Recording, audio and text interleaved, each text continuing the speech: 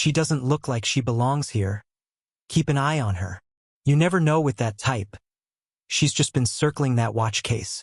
The words were barely above a whisper, passed between two store clerks like casual gossip. But the tone held a sharp edge, suspicion wrapped in coded language. One clerk tightened his jaw as he adjusted his tie, staring across the pristine, glass-shelved store like a sentry. His narrowed gaze followed the woman in the tailored white coat, her heels softly clicking on the marble tiles, her eyes calmly scanning the luxury displays. To most passers-by, she might have blended into the store's upscale clientele, dressed professionally, exuding quiet confidence, and browsing in silence. But to Travis, the senior sales associate at Sterling and Rothwell's flagship store, she was an anomaly. Something about her presence irritated him. It wasn't just her calm composure or the way she walked with poise through the space. It was that she walked through it at all as if she had a right to. And that, to Travis, was the real issue. Have you ever been judged based on your appearance before you even spoke a word? If you believe discrimination has no place in 2025, hit that subscribe button and share this story, because corporate accountability starts with us refusing to stay silent. Just minutes earlier, Monica Ray had stepped out of a black hybrid sedan, holding a reusable leather folder and her phone. She had chosen this specific location for a reason. It was a flagship store under the parent company she oversaw. She wasn't there for a meeting. She didn't arrive with a camera crew or an entourage. She was simply walking the floor as a mystery shopper, one of the most basic tools used by executives to test how their employees treat everyday customers. Only today, Monica wouldn't need a checklist. The test would come straight to her. Inside the store, soft instrumental music played overhead. Modern chandeliers cast a golden hue across rows of meticulously arranged luxury items. Watches, jewelry, designer handbags, and limited edition timepieces. Monica moved with purpose, not touching anything, just observing. Her eyes briefly paused on a sapphire-studded wristwatch behind the display glass. And that's when it began. Travis took one long look at her, black, poised, alone, and made a snap decision. He didn't ask if she needed help. He didn't approach with a customer-first mindset. He reached for the store phone, angled himself out of view, and made a quiet call to building security. "She's acting suspicious." Kept looking around. "She hasn't asked to see anything. Could be scoping out. Might be one of those walkout thieves." There was no evidence. No confrontation. No conversation. Only projection. To Travis, her calm silence wasn't elegance. It was a threat. And her presence in that store was a breach of his imagined order. As Monica shifted slightly toward a different display, she noticed the subtle change in atmosphere. A sudden tension in the air. Staff began whispering to each other. One of the cashiers avoided eye contact. Then, from the corner of her eye, she saw the reflection of two uniformed security officers entering the store. They weren't subtle. They walked directly toward her. And still, Monica said nothing. The officers flanked her quietly. One cleared his throat, asking in a professional tone if she could step aside for a moment. She looked at them with calm eyes, then at Travis, who now stood with folded arms near the counter, feigning helpfulness. Without protest, Monica stepped away from the display and walked with the guards toward the side area near the changing rooms, where customers rarely linger. It was there they asked for her name, why she was in the store, and if she could provide identification. Her voice, when she finally spoke, was calm, measured, and direct. She opened her folder and handed over her license and a company access badge, neither of which they recognized. She asked, in a neutral tone, if there had been a reported incident. The guards paused. There hadn't. Just a concern from a senior associate. A few feet away, customers had begun to notice the quiet scene playing out. Phones discreetly appeared. A young woman near the accessories counter hit record and whispered to her friend. She wasn't doing anything. Monica stood silently as the officers reviewed her documents. They nodded and apologized politely, but didn't correct the rude issue. She took her things, thanked them, and walked toward the exit without glancing back at the clerk who started it all. She had visited dozens of stores before. Anonymous drop-ins were part of her leadership strategy. But this visit would stay with her, not because of what was said, but because of what wasn't. No one asked how they could help. No one welcomed her. No one saw her as a customer. They saw a question mark in the shape of a black woman. And they treated her like an exception in a space she helped build. As she stepped back into the sunlight outside, Monica didn't rage. She didn't cry. She didn't call a press conference. She simply opened her phone and began typing. Not to social media, but to her internal team. It was time the culture inside Sterling and Rothwell faced the one thing more powerful than denial: accountability. What no one inside the store knew was that Monica Ray wasn't just a customer. She wasn't even just an executive. She was the CEO of Rothwell Holdings, the multinational parent company that owned the very store that just profiled her. And she had walked in not to test products, but to test the company's soul. This time it had failed. But the next time, that would be different. Because Monica Ray didn't believe in loud retaliation. She believed in quiet transformation. And transformation was already in motion. The world didn't stop when Monica Ray was escorted toward the back of the store. It rarely does for women like her. Time kept flowing, steady and unbothered, while humiliation settled around her shoulders like an invisible weight. Inside the store, the chatter softened, as if the air itself grew heavier with judgment and discomfort. Sterling and Rothwell was known for its pristine ambience, white-gloved service, curated decor, soft jazz humming from hidden ceiling speakers. But now, the store vibrated with something else. That strange, suffocating stillness that follows when something unjust happens and no one knows what to say. Monica walked slowly, her back straight and her steps steady, as the two security officers led her through the maze of displays toward a quieter corner. She knew the space. She'd helped design it years ago. Soft lighting, muted tones, discreet customer service nooks that allowed for privacy during high-end purchases. Now, that same space was being used to question her legitimacy. No one had accused her of stealing. Not openly. But that was never the point. It was never about what was said, but what was implied. She wasn't asked if she needed assistance. She wasn't treated like a potential client. She was treated like a problem that needed to be moved out of sight. A problem with brown skin and expensive taste. The clerk, Travis, remained near the main floor, watching the situation unfold from a distance with thinly veiled satisfaction. In his mind, he had done his job. He had prevented something, stopped something before it happened. Even though all Monica had done was exist, quietly, calmly, unapologetically, in a space that should have belonged equally to everyone. The irony was lost on him, that she had done absolutely nothing but still paid a cost. As Monica stood beneath the soft overhead light of the service alcove, one of the security guards, older, visibly uneasy, glanced between her and the documents she had calmly offered.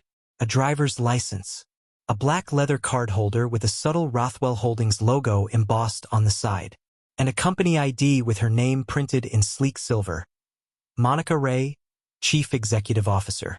But neither of them recognized the name. They weren't trained for this moment. They had no idea who she was. To them, she was just a customer being vetted. A formality, a minor event they'd soon forget. But for Monica, this was a turning point. Not because it hadn't happened before, it had. Many times. In hotel lobbies. At airport gates. In corporate buildings where her ID was questioned just a little too long. What made this different was the visibility. The silence of the bystanders. The quiet click of a phone camera behind a clothing rack. There was a young woman watching. 20-something, quietly filming. She wasn't doing it to chase views or cause drama. She just knew what she was seeing didn't feel right. Her video would later be captioned simply, "CEO racially profiled at her own store. Watch how she stays calm. Watch how they don't even apologize." In the moment, Monica didn't know she was being recorded. But she felt it. The exposure. The stripping down of identity. Not Monica Ray the executive. Just a black woman in a white space being reduced to a stereotype. When the guards returned her ID and stepped aside, there was no apology.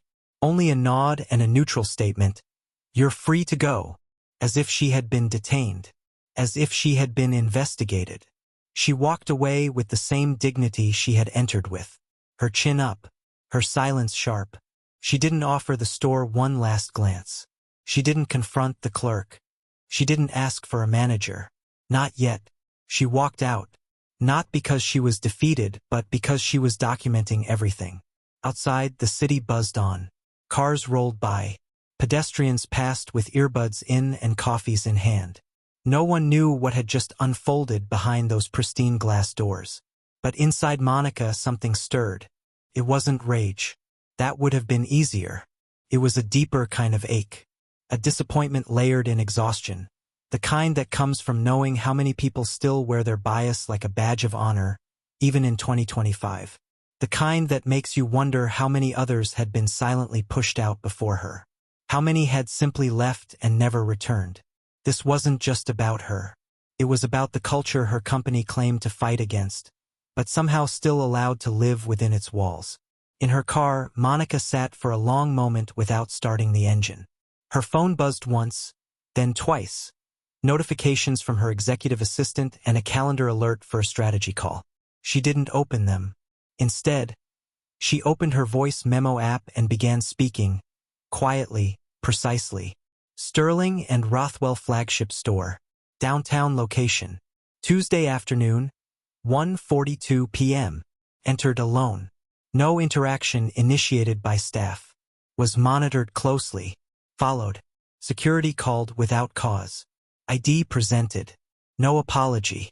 Departed at 2:09 p.m. Her voice didn't shake. She wasn't angry. She was focused. Inside the store, things returned to normal. Travis straightened a stack of watches and resumed his post behind the glass. The security guards left, already forgetting the woman's name. The customers continued shopping, some still unsure of what exactly they had witnessed. But the video had already left the building. By nightfall, it would have 60,000 views. By morning, it would cross 1 million. And still, Monica Ray hadn't said a word publicly.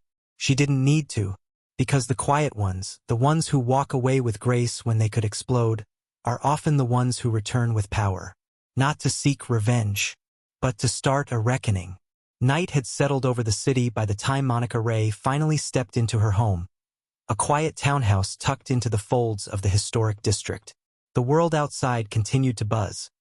Cars streaming past, notifications pinging across devices, comment sections catching fire beneath a simple video caption. But inside her space, the noise dulled. The walls breathed silence. The kind of silence that feels thick, like it knows what happened and doesn't want to be the first to speak about it. She placed her folder gently on the kitchen island and slipped off her heels. The pressure behind her eyes ached. Not from embarrassment, but from the weight of restraint. Because there was something uniquely exhausting about keeping your composure when every part of you has just been invalidated. Not by words, but by a look. A phone call. Protocol disguised as concern. The clip had reached her inbox hours ago. Sent anonymously. The subject line, "This you." It was her, from behind, standing still between two guards in tailored suits. Her posture was unreadable. Her hands at her sides. Calm. The image of a woman in control of her emotions. But Monica knew better. She remembered exactly how her fingers had curled into her palm, hidden from view. The way her breath had shortened beneath the soft jazz echoing through the store. The kind of composure people admire, but never understand the cost of. The video had gone viral for one simple reason. It touched a nerve that society liked to pretend had already healed. A well-dressed black woman being escorted out of a luxury store for doing nothing, again. Not causing a scene. Not arguing. Just being there.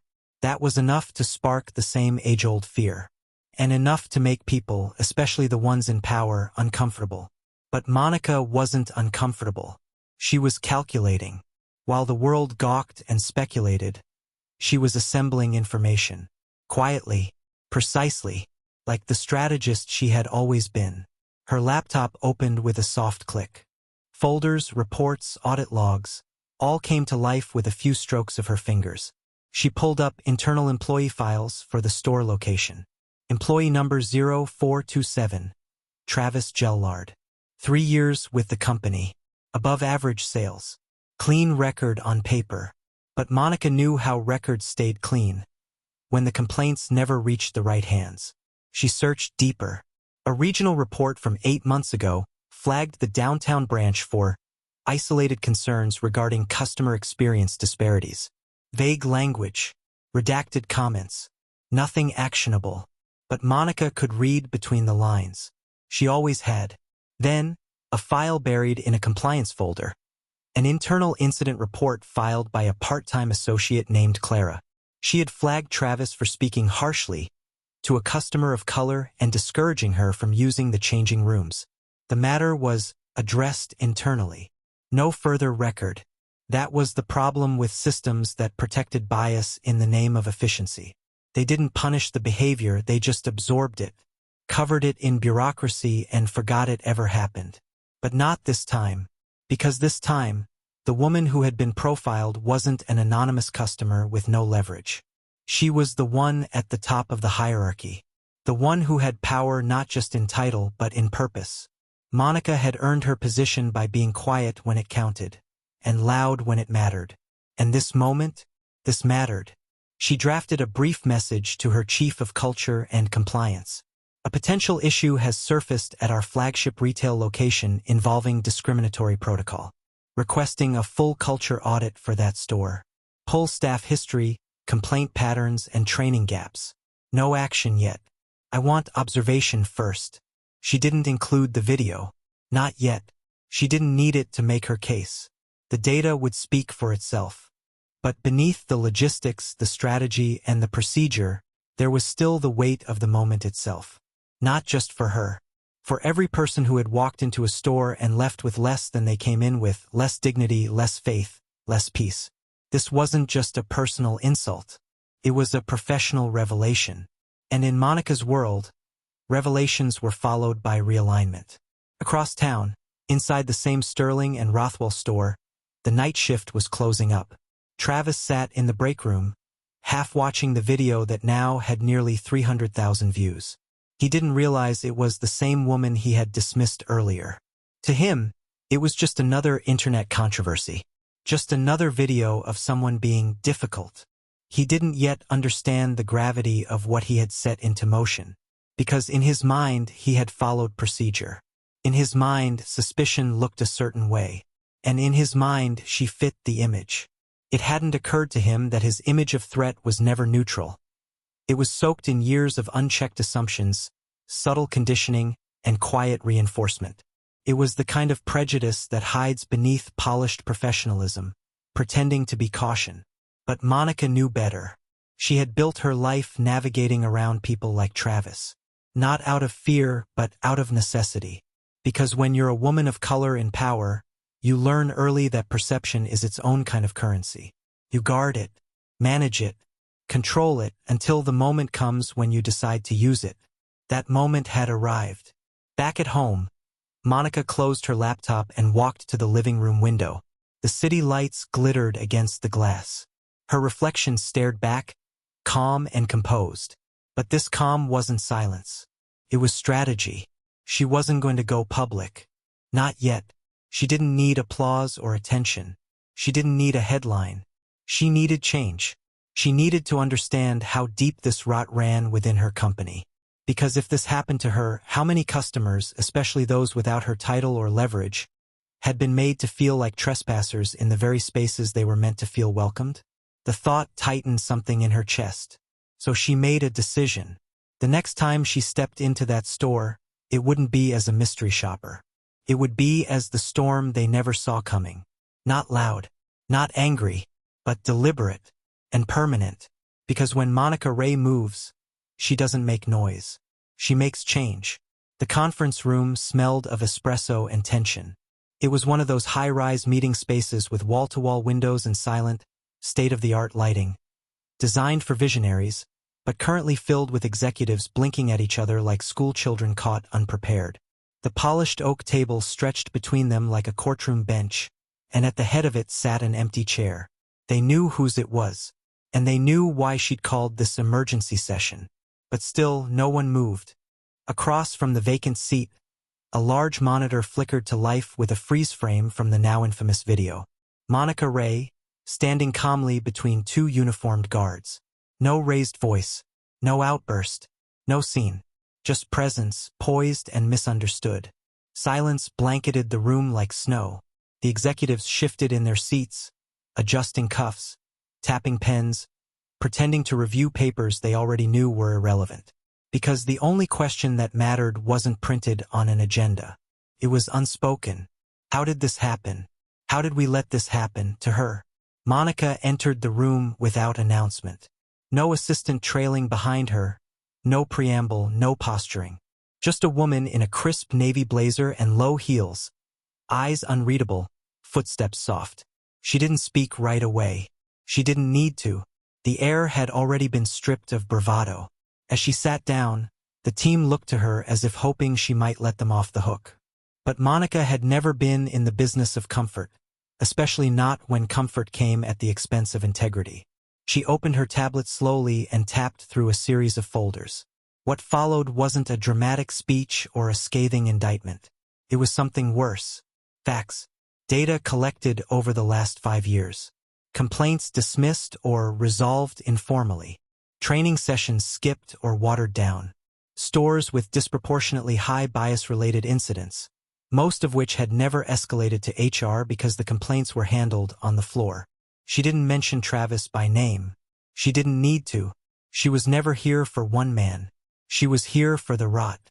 Because what happened to her was not about one employee's mistake. It was about the culture that tolerated it. The policies that disguised harm as caution. The corporate reflex to defend the brand before defending its people. Some of the board members tried to justify. Others tried to look concerned enough to be innocent. But none of it mattered. Because Monica Ray didn't call this meeting for consensus. She called it to draw a line. Sterling and Rothwell had long celebrated its public-facing diversity. Glossy brochures, recruitment campaigns, philanthropic initiatives, all touting inclusion. But what good were surface-level optics when the core of the business made people like her feel like intruders in their own house? She laid out her plan. A full-scale internal audit across all flagship and regional stores. Not just customer service interactions, but employee culture, complaint redressal timelines, regional management accountability, and hidden exit interview insights that had been long buried under the phrase fit concerns. There would be anonymous employee surveys launched immediately. Third-party bias response training to be completed within 90 days. A public statement? Eventually, but not yet, because this wasn't a PR fire to extinguish. It was a cultural fault line, and Monica intended to rebuild from the ground up. Her decision wasn't born of emotion. It wasn't revenge. It was principle sharpened by experience. She'd spent her entire career walking a tightrope, careful not to be too loud, too sensitive, or too personal in boardrooms just like this. But that day in the store had erased something in her. Not her composure, her patience. Because when leadership is built on performance alone, there comes a moment when performance must yield to truth. And this was hers. Outside that boardroom, the ripple effects began immediately. An alert pinged into store managers' inboxes. New compliance expectations. A confidential hotline reopened with new leadership. Meetings were scheduled. Conversations once whispered became formalized.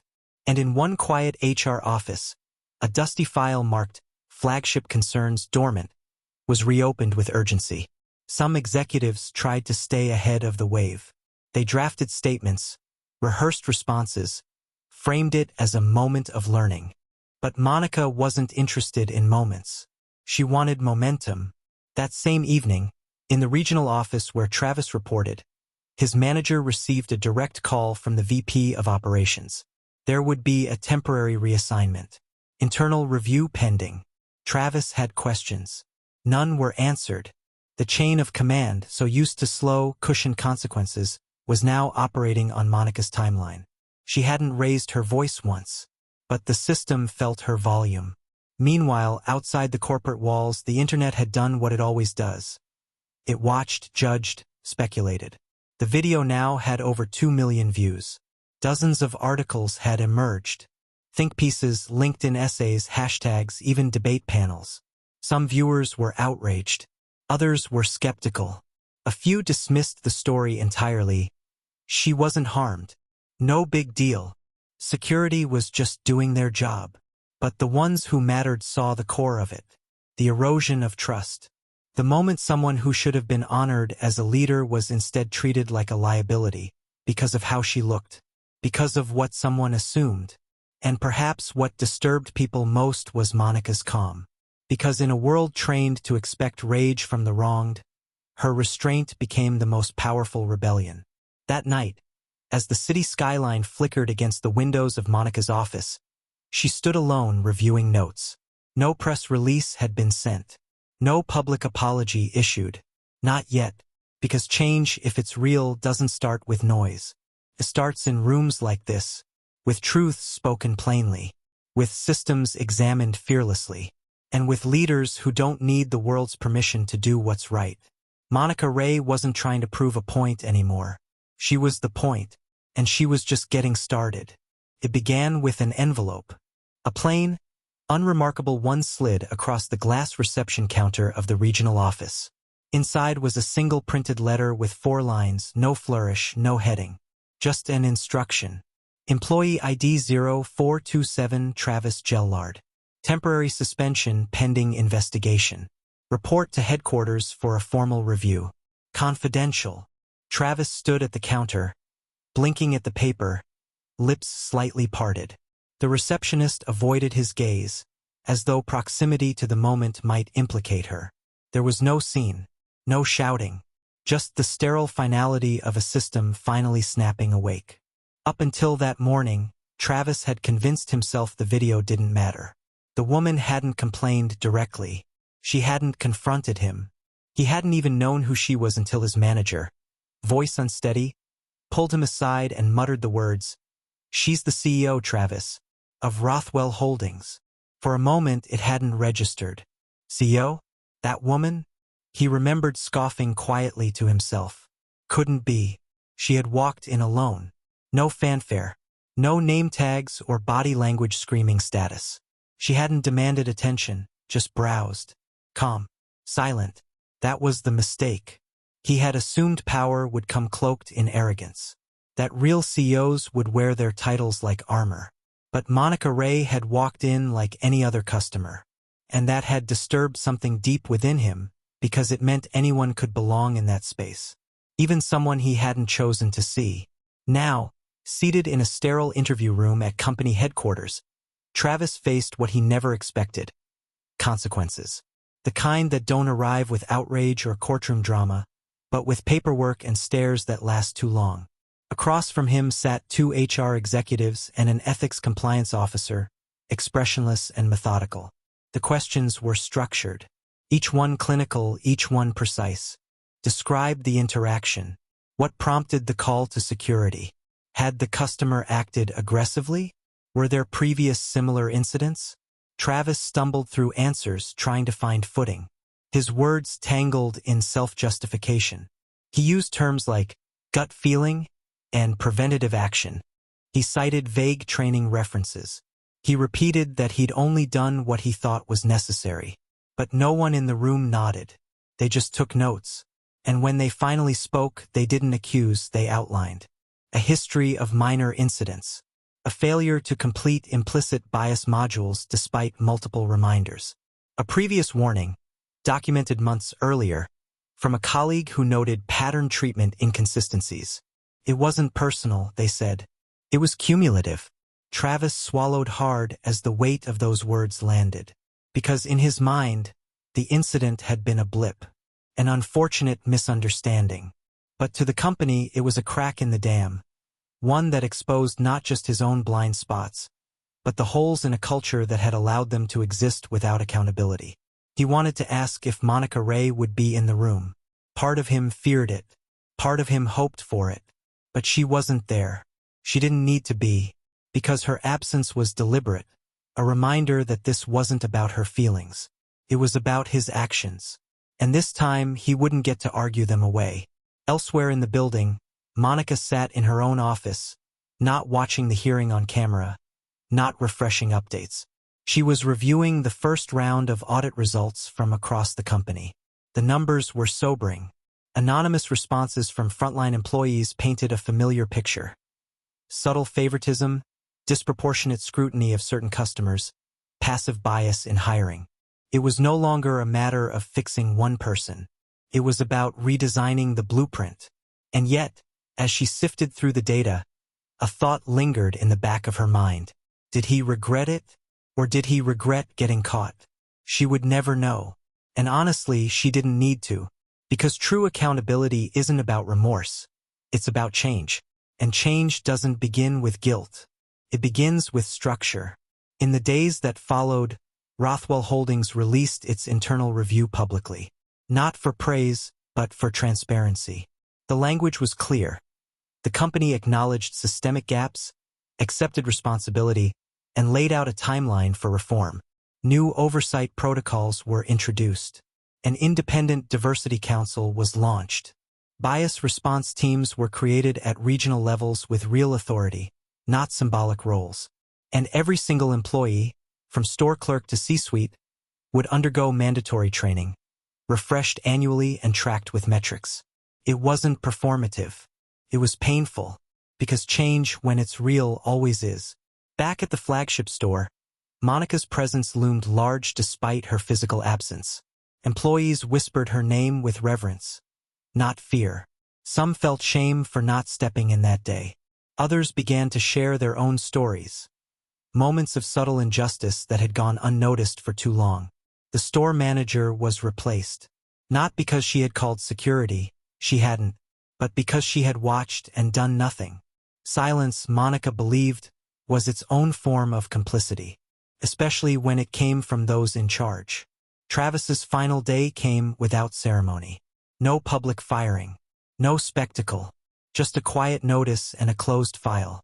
He left the building under an overcast sky, carrying a small box of desk items and a career's worth of denial unraveling behind him.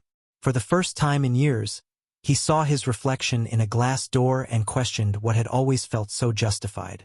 Bias isn't always loud. Sometimes it whispers. Sometimes it wears a tie. And sometimes it walks you to the exit while you still think you're right. For Monica, there was no satisfaction in the outcome. Only clarity. This wasn't revenge. This was alignment, the company she led now more accurately reflecting the values it claimed to uphold. But still, the memory of that day in the store would never fully leave her. Not because of what happened, but because of how ordinary it felt. How easily it could have ended without notice. How many others had simply swallowed it and moved on. This reckoning wasn't about punishing a single man. It was about proving a point to an entire system. Being underestimated is not the same as being powerless. And when quiet power finally speaks, it doesn't ask for permission. It demands correction. Change didn't arrive in a press release. It didn't come stamped with a hashtag or wrapped in corporate jargon. It arrived quietly, layered into calendars, handbooks, and hallway conversations. It arrived in work, the kind most people never see. Monica Ray had always believed that true reform doesn't happen in headlines. It unfolds in the unseen, in the way systems are reshaped, brick by brick, when no one is watching because doing what's right shouldn't require an audience. And so, while the public clamor faded, while new scandals dominated news cycles and fresh controversies swallowed attention, Monica began the slower, harder process. Building something better from the inside. She didn't start with statements. She started with listening. Her first stop wasn't another boardroom. It was the break room of a mid-sized Sterling and Rothwell store 3 states away. A space with flickering lights and scuffed tile floors, where the newest hires took their lunch and the longest-serving staff avoided eye contact. Monica didn't wear a blazer. No name tag, just jeans and a plain sweater. She sat at the table, sipped lukewarm coffee, and asked a single question to a small group of employees. What's the thing no one here talks about, but everyone knows? They hesitated. Then, slowly, the words came, softly at first, then with rising courage. Stories of favoritism, of how certain customers were watched more closely, of how staff with accents were told to stay in the back during peak hours. of how complaints never really went anywhere. Monica didn't interrupt. She didn't defend the brand. She just listened. And every word was logged, not to protect the company, but to protect the people who had been holding it up while it looked the other way. She repeated this process across 10 cities over the next 6 weeks. Anonymous interviews. Store visits with no fanfare. She walked the aisles unnoticed, watched how associates were trained, read between the lines of casual comments and whispered warnings. In these moments, she didn't act like a CEO. She acted like a mirror, reflecting back the parts of the company too many had ignored for too long. And what she saw wasn't just a problem of racism or profiling. It was a culture of avoidance, a fear of discomfort masquerading as professionalism, an unspoken rule that said, "Don't rock the boat," even when it's sinking beneath the surface. Monica refused to play by those rules anymore. At headquarters, change took form. A new division was born, the Equity Systems Group, not a side project, not a task force, but a permanent unit with budget, authority, and independence. Its job wasn't to host diversity seminars. It was to build accountability frameworks, real, measurable systems that tracked how inclusion and respect showed up in every layer of the business. Store managers were retrained not just in bias response but in cultural leadership. They were taught how to spot coded language, how to respond when bias surfaced in real time, and how to create environments where equity wasn't an afterthought, it was the foundation. HR protocols were rewritten. No longer could complaints be marked informally resolved without transparent documentation. Whistleblower protections were enhanced. Annual evaluations now included empathy and equity as core leadership competencies. And perhaps most notably, hiring processes were restructured from the ground up. Monica didn't want to just react to bias. She wanted to prevent it from embedding itself in the DNA of new recruits. That meant blind screenings in early interviews, revised question sets, and panels designed with intention, not just optics. Change was slow, frictional, imperfect. Some resisted. A few quietly left, unwilling to adapt. But most stayed, and those who stayed began to feel something they hadn't felt in years. Scene. One morning, at a quarterly company town hall, a frontline associate from a regional outlet stepped up to the mic nervous, hands shaking. She looked around the room. Executives, directors, even Monica herself seated near the front, and said, "I used to hide who I was to keep my job. Now I bring my whole self here. That's because of the work you're doing." The room didn't erupt in applause. It didn't need to. The silence that followed was reverent. Because change, real change, is measured not in metrics but in moments like that. Meanwhile, outside the corporate walls, Monica still hadn't spoken publicly about her experience. The video, though no longer viral, continued to circulate. Commentators debated it. Think pieces dissected it. Her silence became part of the conversation. Why hadn't she posted? Why hadn't she condemned the clerk by name? Why didn't she sue? But Monica understood something many didn't. Calling out injustice is a moment.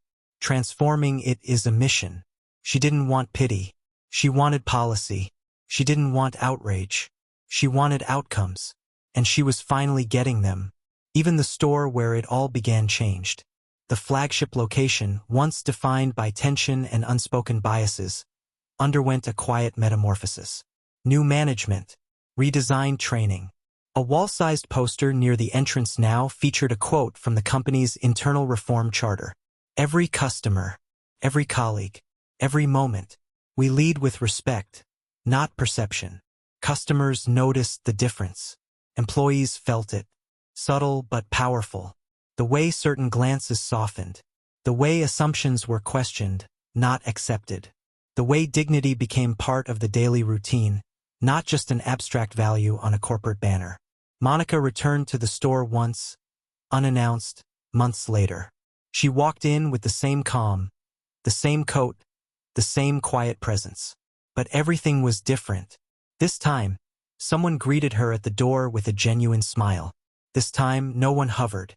This time, she belonged not because of who she was, but because the space finally saw her clearly.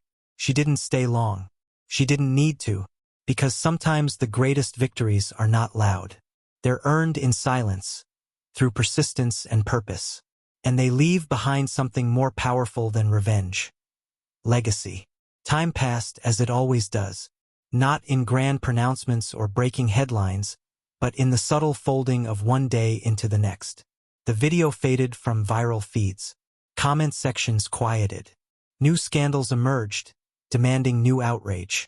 But what lingered, what truly endured, wasn't the footage of a CEO being profiled. It was the lesson. The story of Monica Ray and the store that failed to see her became something larger than a moment. It became a mirror, held up to systems that had long operated on assumption instead of awareness. It became required viewing in corporate onboarding seminars. It inspired policy shifts across industries. It echoed in whispered conversations between colleagues, and in classrooms where students discussed leadership, dignity, and the invisible cost of being unseen. What began as a quiet humiliation became a loud redefinition. And Monica never once raised her voice. She never named the employee who called security on her. She never sat down for a viral interview. She never posted a scathing thread or demanded headlines. Instead, she rebuilt her company's soul. She transformed a culture that once turned a blind eye into one that now opened its arms with intention. And in doing so, she gave others permission to do the same. At a leadership conference months later, Monica stood behind a minimalist podium, framed by a backdrop that read, "Equity isn't a trend, it's a standard." She spoke not about herself but about systems, how they're built, how they can be bent, and how, if left unchecked, they replicate the worst parts of us. She spoke about silence not as weakness, but as a deliberate form of strategy. She explained that not all justice is loud. Some of it works its way in quietly, like roots beneath concrete, cracking open the hardened ground until something new grows through. Attendees sat in stillness, not out of politeness, but reverence, because they knew they weren't just hearing from a CEO. They were witnessing someone who had stared into the face of bias and answered it with blueprints, not bitterness. What Monica understood better than most was that power doesn't always look like what we've been taught. It doesn't need a microphone or a mob. Sometimes it wears silence like armor. Sometimes it shows up not to demand attention but to reshape attention entirely. And that was her greatest strength. Years later, a college student wrote her thesis on corporate dignity and used Monica's story as her centerpiece. In her paper, she quoted a single line from Monica's speech. "Dignity isn't loud, but it is transformative." The quote would eventually appear on murals, company walls, and even engraved in a community library. But for Monica, it remained personal, a reminder of the moment she chose to lead not with anger, but with architecture. She hadn't destroyed the system, she had redesigned it. Meanwhile, Sterling and Rothwell grew, not just in profits but in purpose. Employee retention improved. Internal surveys showed a rise in psychological safety. And perhaps most tellingly, customers stopped reporting those quiet incidents. The stares, the second-guessing, the subtle othering, because they no longer happened as often. That store, once the scene of silent prejudice, had become a model for training and inclusion. Its new manager, a woman of color who had once been passed over for promotion, now led her team with empathy as policy, not performance. And Travis? No one knew where he ended up. There was no follow-up interview, no redemption arc. His name faded as names do, but his legacy remained not as a villain, but as a catalyst. His actions had exposed a weakness, and that exposure had led to a revolution. Sometimes, the people who hurt us unintentionally become the reason we build something better. Not because they deserved the pain they caused, but because we refused to pass it on. On a rainy autumn morning, Monica walked past a Rothwell Holdings store on her way to a quiet breakfast meeting. She paused briefly beneath the awning. Inside, a young black woman was being helped by a smiling associate. She was browsing, unbothered, free. Monica didn't go in. She didn't need to. She just stood for a moment, letting the scene imprint itself on her memory. Not as an ending, but as a checkpoint in a journey still unfolding. Because reform isn't a destination. It's a discipline. And leadership, when done right, doesn't make you the loudest voice in the room. It makes you the reason other voices finally get heard. As Monica walked away, rain brushing softly against her coat. She carried nothing but her breath and a quiet resolve. She had changed something, and that something would outlive even her name. Have you ever experienced a moment where your presence was treated like a problem? Where someone judged you before they even heard your voice? Stories like Monica Ray's remind us that power isn't always about position. It's about persistence, purpose, and what you choose to do when the world expects you to stay silent. If this story moved you, hit that subscribe button to support content that shines a light on quiet power and real transformation. Drop a comment below and tell us what dignity means to you. And don't forget to share this story, because corporate accountability doesn't begin at the top. It begins with all of us.